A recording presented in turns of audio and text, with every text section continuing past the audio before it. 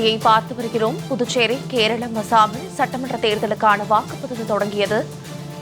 காலையிலேயே நீண்ட வரிசையில் காத்திருந்து ஜனநாயக கடமையை ஆற்றி வருகிறார்கள் வாக்காளர்கள். அண்மை செய்தியாக பார்த்து வருகிறோம். புதுச்சேரி, கேரளத்தில் வாக்குப்பதிவு தொடங்கியிருக்கிறது. அண்மை செய்தியாக பார்த்து வருகிறோம். காலை 7 மணி முதல் மாலை 6 மணி வரை வாக்குப்பதிவு நடைபெறும் என தேர்தல் ஆணையம் அறிவித்திருக்கிறது. பதற்றமான வாக்குச்சாவடிகளில் துணை ராணுவத்தினர் பாதுகாப்பிற்காக குவிக்கப்பட்டிருக்கிறார்கள். அண்மை செய்தியாக பார்த்து வருகிறோம். கேரள மாநிலத்தில் 30,471 வாக்குச்சாவடி மையங்களில் வாக்குப்பதிவு நடைபெற்று வருகிறது. புதுச்சேரி, கேரளம், அசாமில் வாக்குப்பதிவு தொடங்கியிருக்கிறது. மேலும் இது குறித்தான கூடுதல் விவரங்களோடு இணைகிறார் எமது செய்தியாளர் சித்தார்த். சித்தார்த், வணக்கம். அங்கே வாக்குச்சாவடிகளில் நிலவரம் என்ன, விரிவாக சொல்லுங்க. 2026 சட்டப்பேரவை தேர்தல் 5 மாநிலங்களில் நடைபெறும் என தேர்தல் துறையானது கடந்த மார்ச் 14ஆம் தேதி அறிவித்திருந்தது. அதன்படி புதுச்சேரி, கேரளா, அசாம், தமிழகம் மற்றும் மேற்கு வங்கம் ஆகிய 5 மாநில தேர்தல்கள் 3 கட்டமாக நடைபெறும் என்று தெரிவிக்கப்பட்டது. அதன்படி முதல் கட்டமாக இன்று புதுச்சேரி, அசாம் மற்றும் கேரளா மாநிலங்களில் இந்த தேர்தலானது நடைபெறும் என கூறப்பட்டிருந்தது. அதன்படி இன்றைக்கு 9ஆம் தேதி அன்று இந்த வாக்குப்பதிவானது தற்போது துவங்கி உள்ளது. இந்த 3 மாநிலங்களும் தற்போது 7 மணி முதல் மாலை 6 மணி வரை இந்த வாக்குப்பதிவானது துவங்கி உள்ளது. குறிப்பாக புதுச்சேரியில் உள்ள இந்த 15ஆம் தேதி முதல் 7ஆம் தேதி வரை அனைத்து கட்சியினரும் தொடர் பிரச்சாரத்தில் ஈடுபட்டனர்.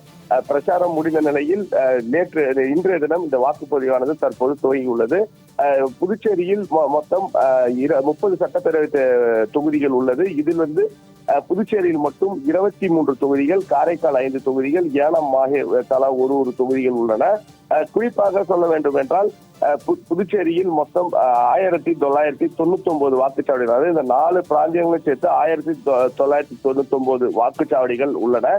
இதில் புதுச்சேரியில் மட்டும் 918 வாக்குச்சாவடிகள் உள்ளன. இந்த வாக்குச்சாவடிகள் இன்று வாக்குப்பதிவு தற்போது தொடங்கியுள்ளது. முன்னதாகவே நேற்றைய தினம் அனைத்து வாக்குச்சாவடிகளுக்கும் இந்த வாக்கு செலுத்தும் இயந்திரம் மற்றும் விவிபேடுகள் GPS பொருத்திய வாகனங்கள் மூலம் அந்தந்த வாக்குச்சாவடிகளுக்கு மாவட்ட ஆட்சியர் முன்னிலையில் அனுப்பி வைக்கப்பட்டது. இந்த வாக்குச்சாவடிகள் அனுப்பி வைக்கும் போது பலத்த போலீஸ் பாதுகாப்புடன் இந்த வாக்குச்சாவடிகளுக்கு இந்த இயந்திரங்கள் வாக்குப்பதிவு இயந்திரங்கள் மற்றும் விவிபேடுகள் அனுப்பி வைக்கப்பட்டது. தொடர்ந்து வாக்குச்சாவடிகள் போலீசார் தீவிர பாதுகாப்பு பணியில் ஈடுபட்டிருந்தனர். நாளை, அதாவது இந்த வாக்கு இயந்திரங்கள் வாக்குப்பதிவு முடிந்த பிறகு மீண்டும் எண்ணப்படும் இடத்திற்கு எடுத்துச் செல்லும் வரை போலீசார் தீவிர பாதுகாப்பு பணியில் ஈடுபடுவார்கள் என்றும் மாவட்ட ஆட்சியர் தெரிவித்திருந்தனர். அதே போல 2 வாக்குச்சாவடிகள் மாதிரி வாக்குச்சாவடிகளாக மாற்றப்பட்டுள்ளது. அதே போல் பெண்கள் மட்டும் நிர்வகிக்கும் 30 வாக்குச்சாவடி, 30 தொகுதியிலும் ஒரு வாக்குச்சாவடி பெண்கள் மட்டும் நிர்வகிக்கும் பிங்க் வாக்குச்சாவடி என அறிவிக்கப்பட்டுள்ளது. இதே போல இளைஞர்கள் நிர்வகிக்கும் 15 வாக்குச்சாவடிகள் அமைக்கப்பட்டுள்ளது. 2 வாக்குச்சாவடிகள் மாற்றுத்திறனாளர்கள் நிர்வகிக்கப்பட்டு உள்ளனர். மேலும் அனைத்து வாக்குச்சாவடிகளும் அடிப்படை வசதிகள் முழுவதுமாக செய்யப்பட்டுள்ளதாக தகவல் தெரிவித்துள்ளனர். அதாவது வாக்களிக்க வருவர்கள் நிற்பதற்காக நிழற்குடை, அதே போல் வரிசையில் இருக்கும்போது இந்த நிழற்குடை, அதே போல் தண்ணீர் உள்ளிட்ட அனைத்து அடிப்படை வசதிகளும் செய்யப்பட்டுள்ளது என கூறப்பட்டுள்ளது. வாக்குச்சாவடியில் இந்த முறை செல்போன்கள் எடுத்துச் செல்லக்கூடாது. அதாவது அனைத்து வாக்குச்சாவடிகளும் புதுச்சேரி, அசாம், கேரளா மாநிலங்களில் இந்த தேர்தல் நடைபெறுவதையொட்டி வாக்குச்சாவடிக்குள் செல்போன்கள் கட்டாயமாக எடுத்துச் செல்லக்கூடாது என கூறப்பட்டுள்ளது. அதற்காக மொபைல் போன்களை வைப்பதற்காக ஒரு இடம் கொடுக்கப்பட்டுள்ளது. அந்த இடத்தில் தான் மொபைல் போனை வைக்க வேண்டும். அதை நிர்வகிக்க தன்னார்வலர்கள் பணியமர்த்தப்பட்டுள்ளனர். அவர்களுக்கு இந்த மொபைல் போன் கொடுத்தோன்னு இந்த டோக்கன் வழங்கப்படும். அதே போல் முதியவர்கள் வந்தால் அவர்களை அழைத்துச் செல்வதற்கான அனைத்து ஏற்பாடுமே செய்யப்பட்டுள்ளது. அவர்கள் அங்க இருக்கும் தன்னார்வலரிடம் கேட்டால் அவருக்கு வீல் சேர் கொடுக்கப்படும். அதே போல வீட்டில் வாக்களிக்க முடியாமல் இருப்பவர்கள் சிலருக்கு முன்கூட்டியே சொல்லியிருந்தால் வாகன வசதியும் செய்யப்பட்டுள்ளது. அதே போல் இந்த போஸ்டல் ஓட்டுகளும் கடந்த 3 தினங்களுக்கு முன்பே அனைவரும் போஸ்டல் ஓட்டுகளும் செலுத்தப்பட்டிருந்தனர்.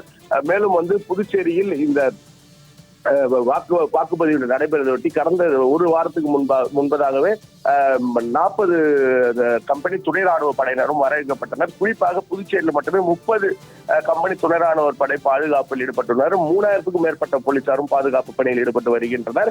தொடர்ச்சியாக இந்த வாக்குப்பதிவு முழுமையாக நடைபெற வேண்டும் என, அதாவது 100% நடைபெற வேண்டும் என மாவட்ட ஆட்சியர் சார்பிலும் தேர்தல் நடத்தும் தலைமை தேர்தல் அதிகாரி முறையும் ஒரு கோரிக்கை என வைக்கப்பட்டுள்ளது. கடந்த முறை 82.2% வாக்குப்பதிவு நடந்த நிலையில இந்த முறை 100% நடைபெற வேண்டும் என்றும் தெரிவிக்கப்பட்டது. இந்த நிலையில் அனைவருமே இந்த காலை முதலே தற்போது வாக்கு செலுத்துவதற்காக வாக்குச்சாவடிகளில் தங்கள் கையில் வாக்கு சீட்டு மற்றும் அந்த வாக்கு செலுத்தும் அடையாள அட்டையுடன் வந்துள்ளனர். மேலும் வாக்கு சீட்டு மட்டும் செல்லாது, அடையாள அட்டை இல்லை என்றால் ஏதேனும் 12 ஆவணங்களில் அரசால் கொடுக்கப்பட்ட 12 ஆவணங்கள், ஆதார், பேன் உள்ளிட்ட ஏதோ 12 ஆவணங்கள் ஏதோ ஒரு ஆவணங்களை காட்டி தங்கள் வாக்குகளை செலுத்தலாம் என்றும் தெரிவிக்கப்பட்டுள்ளது. சார்லதா, விரிவான விவரங்களுக்கு நன்றி சித்தார்த்.